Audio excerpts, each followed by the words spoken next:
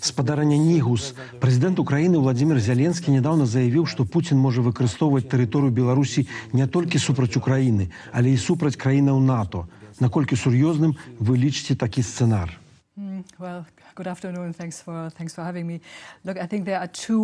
Добрый дзень. Дзякуй за запрашэнне. Думаю, тут магчымыя два варыянты развіцця падзеяў. Адзін з іх, на мой погляд, значна менш імаверны, а другі больш. Пачну з менш імавернага. На маю думку, выкарыстанне Беларусі як плацдарму для расійскіх ракетаў адносіцца менавіта да менш імавернага сцэнару. Таксама менш імаверным я лічу і поўнамаштабнае ўварванне з тэрыторыі Беларусі ў адную з краінаў НАТО. Нават ініцыятыву самой Беларусі ў гэтым кірунку я лічу вельмі малаімавернай, бо для гэтага, мяркую, спатрэбіліся б кіраўніцтва і падтрымка з боку Расіі. Усё гэта я лічу малаімаверным, бо НАТО цягам апошніх гадоў, а калі хочаце і дзесяцігоддзяў, асабліва з 2014 года, сістэмна ўмацоўвала свой усходні фланг. Путін гэта добра ведае, і Лукашенко таксама гэта ведае. Таму такі тып, калі хочаце класічнай вайны, я лічу менш імаверным сцэнаром. Разам з тым, больш імаверным сцэнаром, на маю думку, ёсць тое, што Путін ужо робіць у дачыненні астатняй Еўропы ды іншых партнёраў. Узмацненне сваёй ценявой вайны. Я маю на ўвазе ўсё, што адносіцца да гібриднай вайны. Дыверсіі, прымус, выкарыстанне мігрантаў як гібриднага інструменту, што Беларусь ужо рабіла некалькі гадоў таму, асабліва на польскай мяжы, а таксама кібератакі. Усё гэта ўваходзіць у арсенал інструментаў такой ценявой вайны. І я мяркую, што гэткія дзеянні вельмі імаверныя. Больш за тое, яны, думаю, будуць узмацняцца, бо нас будуць выпрабоўваць і аказваць на нас ціск. Таму менавіта гэты сцэнар я бачу як больш імаверны. Беларускае войска пакуль, на шчасце, не распачало свайго ўдзелу ў гэтай вайне. Але калі гэта адбудзецца, якія наступствы могуць быць не толькі для рэжыму Лукашэнкі, але і для беларускай эканомікі ды беларускага народу? Як вы ведаеце лепш за мяне, Беларусь размяшчае на сваёй тэрыторыі расійскія войскі і расійскія ракеты, а таксама забяспечвае лагістычную падтрымку. Пры гэтым сам Лукашенко выключаў магчымасць накіравання беларускіх войскаў на вайну.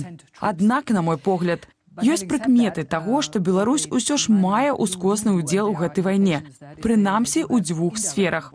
Па-першае, існуюць каля 500 беларускіх прадпрыемстваў, што падтрымліваюць расійскія ваенныя намаганні. І гэта, безумоўна, мае значэнне для Пуціна. Па-другое, сам факт таго, што расійскія войскі цяпер на тэрыторыі Беларусі, прымушае Украіну утрымліваць значныя рэсурсы на гэтым кірунку, бо яна мусіць абараняць і тую мяжу. У гэтым сэнсе Беларусь як плацдарм, узмоцнены расійскімі войскамі, ракетамі ды іншымі сродкамі, застаецца карыснай для Расіі, нават калі беларусы беспасярэдне не ўдзельнічаюць у вайне. Таму можна казаць пра ўскосны ўдзел Беларусі ў гэтай вайне.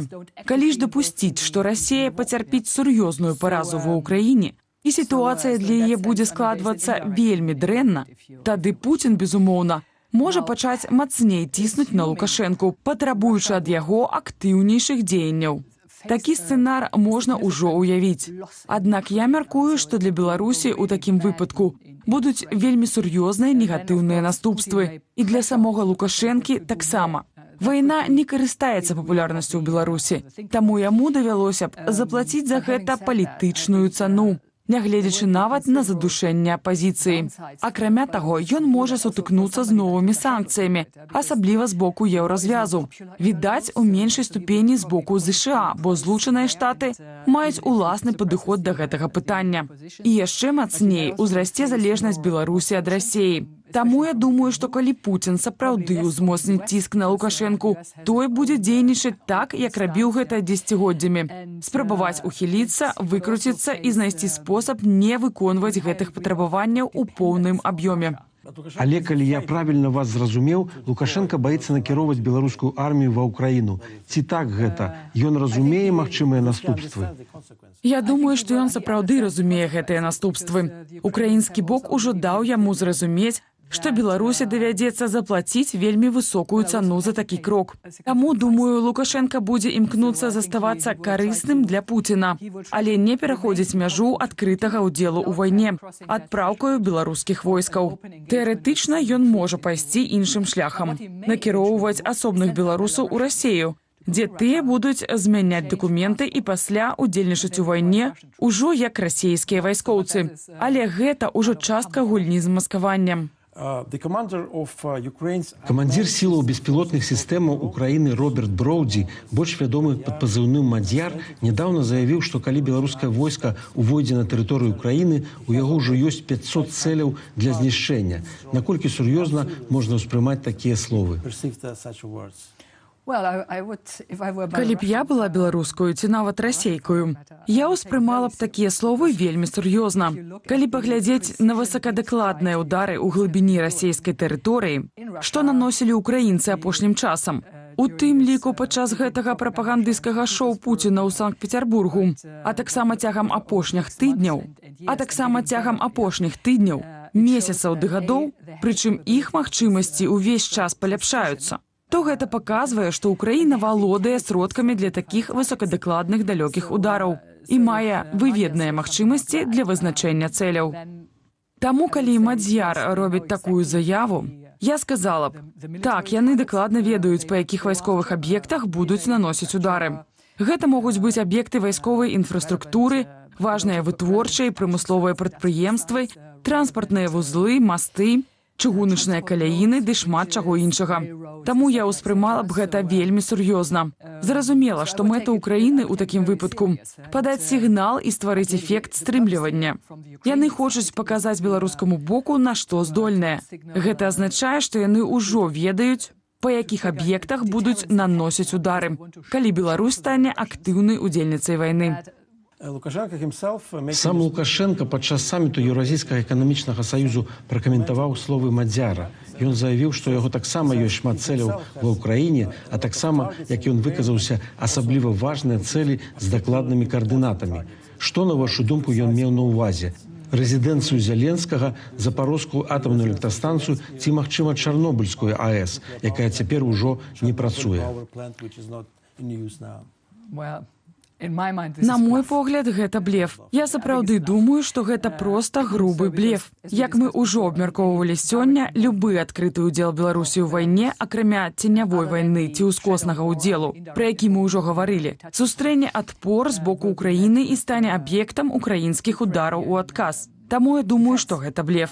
Лукашенко проста імкнецца прадэманстраваць сябе моцным лідарам і паказаць свае магчымасці. Калі хочаце, гэта тыповыя паводзіны чалавека, які хоча выглядаць моцным. У Іспаніі для гэтага ёсць нават асобнае слова – мачызма. Думаю, гэта менавіта з той катэгорыі. З іншага боку, з тых варыянтаў, якія вы згадалі, ён сапраўды мог мець на ўвазе Запорожскую атамную электрастанцыю. Не ў сэнсе нанесення па ёй удараў, а як элемент ядравага рытарычна-палітычнага ціску або, калі казаць адкрытым тэкстам, ядравага шантажу. Гэта цалкам укладаецца ў такую логіку. Але не думаю, што ён быў бы настолькі неразумным або нават самазнішчальным, каб сапраўды пайсці на штось падобнае. Бо напад на атамную электрастанцыю меў бы наступствы не толькі для Украіны. Мы ведаем, што радыацыйнае забруджанне не застаецца ў межах адной краіны. Яно распаўсюджваецца туды, куды дзьме вецер. І гэта магло б закрануць Беларусь.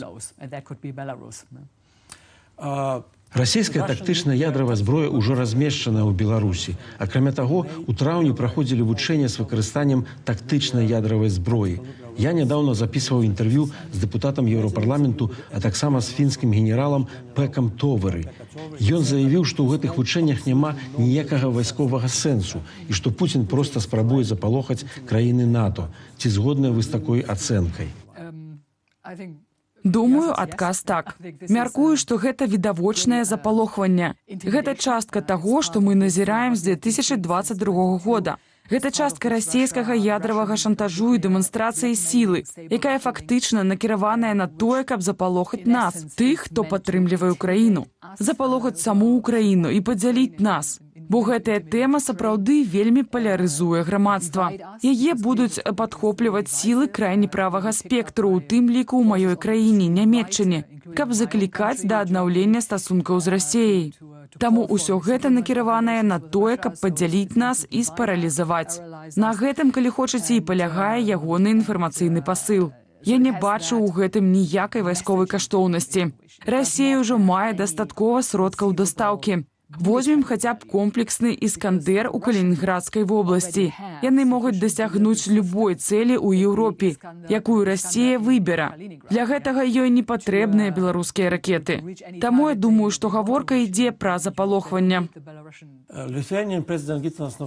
Прэзідэнт Літвы Гітанас Наўседа таксама нядаўна заявіў, што не выключае размяшчэнне амерыканскай ядравай зброі на тэрыторыі сваёй краіны і нават гатовы ініцыяваць змены ў літоўскую канстытуцыю.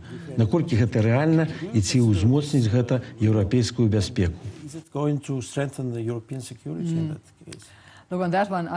Шчыра кажучы, я вельмі скептычна стаўлюся да такой перспектывы. Я ведаю, існуюць дыскусіі пра тое, што амерыканцы дапускаюць магчымасць пашырэння праграмы ядравага абмену на іншыя краіны.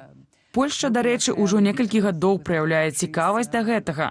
Але калі гаворка ідзе пра Літву, я бачу сур'ёзныя перашкоды. Адна з іх – згаданая вамі Канстытуцыя. Для яе змянення спатрэбіцца канстытуцыйная большасць у парламенце, а таксама правядзення агульнанацыянальнага рэферэндуму. Але яшчэ важнейшая матэрыяльная перадумовы. Нельга проста сказаць, мы хочам размясціць у сябе ядравую зброю. Для гэтага патрэбныя адмысловыя сховішчы. І не менш важна, а магчыма, нават яшчэ важней, мець сродкі дастаўкі, то бок адпаведныя бамбавальнікі, здольныя несці ядравую зброю. У Літвы няма ні такіх сродкаў дастаўкі, ні сховішчаў. Стварэнне ўсёй гэтай інфраструктуры каштавала б надзвычай дорага. Таму і з гэтага пункту гледжання я вельмі скептычна стаўлюся да такой магчымасці. І ёсць яшчэ трэці момант. Пакуль у Белым доме Дональд Трамп або нехта падобны да яго, напрыклад, Джей Ді Вэнс, я думаю, што Трамп будзе працягваць сваю палітыку збліжэння з Пуціным. Таму ён не зробіць кроку, наконт якога Пуцін скажа яму: «Гэта дрэнная ідэя, дружа».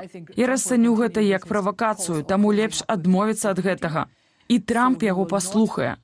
Таму я не думаю, што пры Трампу такое рашэнне будзе прынятае. Калі б я была ў Літве, я разглядала б як больш рэалістычную перспектыву французскую ініцыятыву таго, што яны называюць перадавым стрымліваннем, заснаваным на ўласным ядравым патэнцыяле Францыі. Force de frappe. Гэта значыць на французскіх стратэгічных ядравых сілах стрымлівання. Я абмяркоўвала б з французамі, якім чынам Літва магла б стаць часткай той ініцыятывы. Дарэчы, яны ўжо пачалі гэта рабіць. І гаворка тут не пра размяшчэнне ядравай зброі на тэрыторыі краіны. Маё апошняе пытанне. Наколькі рэальным вы бачыце сёння магчымасць таго, што Расія можа пачаць агрэсію супраць краінаў Балтыі або іншых дзяржаваў сябраў НАТО? Я памятаю выступ Джо Байдена ў Варшаве, калі ён быў прэзідэнтам ЗША. Тады ён сказаў, што калі расійскі салдат ступіць хаця б на 1 сантыметр тэрыторыі НАТО, то атрымае адпаведны адказ. Якая сітуацыя цяпер? Ці не страціў Пуцін свой страх з прыходам новага прэзідэнта ў Белы дом? Не думаю, што ён цалкам страціў гэты страх. Але, на маю думку, ён, безумоўна, пачуваецца больш упэўнена і імкнецца выкарыстаць на сваю карысць тое, што ён лічыць спрыяльным для сябе раскладам абставінаў. Давайце паглядзім праўдзе ў вочы. З пачатку свайго другога прэзідэнцкага тэрміну Трамп спрыяў расейскаму дыктатару, арганізаваў яму фактычна чырвоную дарожку на Алясцы, называў дэмакратычна абранага прэзідэнта Украіны дыктатарам, падтрымліваў умовы ўрэгулявання вайны, выгадныя для Расіі, і аказваў ціск на ахвяру гэтай агрэсіі ўкраіну. Усё гэта рабілася ў рамках імкнення вярнуць стасункі паміж ЗША і Расіяй да стану бізнес як звычайна. Таму Трамп у Белым доме – гэта, безумоўна, падарунак для Пуціна.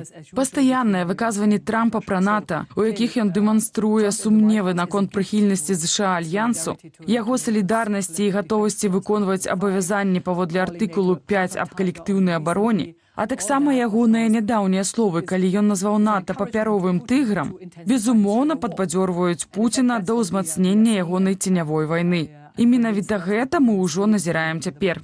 Я перакананая, што менавіта гэта мы будзем бачыць і ў наступныя месяцы, і ў наступныя гады. Але ці адважыцца Пуцін праверыць нас на трываласць праз абмежаванае ўварванне на нейкую частку тэрыторыі НАТО? Я гэтага не выключала б, але гэта яшчэ трэба будзе ўбачыць. І тады галоўным выпрабаваннем для НАТО стане пытанне, будзе задзейнічаны артыкул 5 або не. Гэты тэст яшчэ чакае як нас, так і сам Альянс.